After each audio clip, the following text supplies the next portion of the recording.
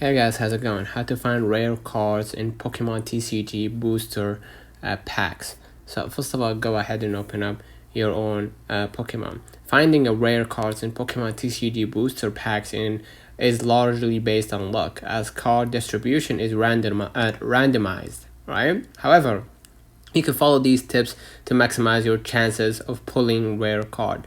Understand the rarity symbols. Go ahead to your cards right here at the bottom, and then go ahead and click the the diamond kind of a button at the bottom right, and then just choose the rarity whenever you pick or unpack your card. Look for the cards with a star, right? You're gonna be able to see. Let's have an example. Let's pin one that we have let's say types. All right, as you can see right here, you will see leaves at the top right, or you will see another leaf, or fire, or right here water, I assume. And basically find the star with the star symbol, which denotes rarity. Ultra rare cards are often have additional features like a holographic foil, like a full art or special rarity indicator.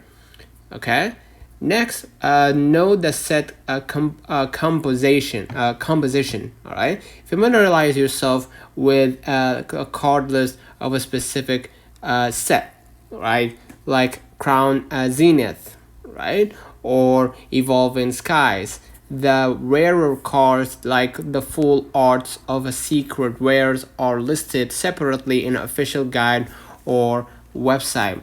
Okay, and then choose the premium products. Products like trainer boxes, ATBS, special collection boxes, or booster bundles often include the better chances. If you want to know it, go to the dashboard and then shop. Make sure to buy the box, right?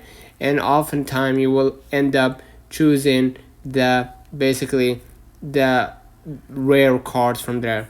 And next, buy fresh sets early. Newer sets tend to have better odds for specific rares, because the cards are distributed more even before they get heavily circulated. Alright, so let's me know in the comments if this video helped you. Don't forget to like and subscribe, and thank you for watching.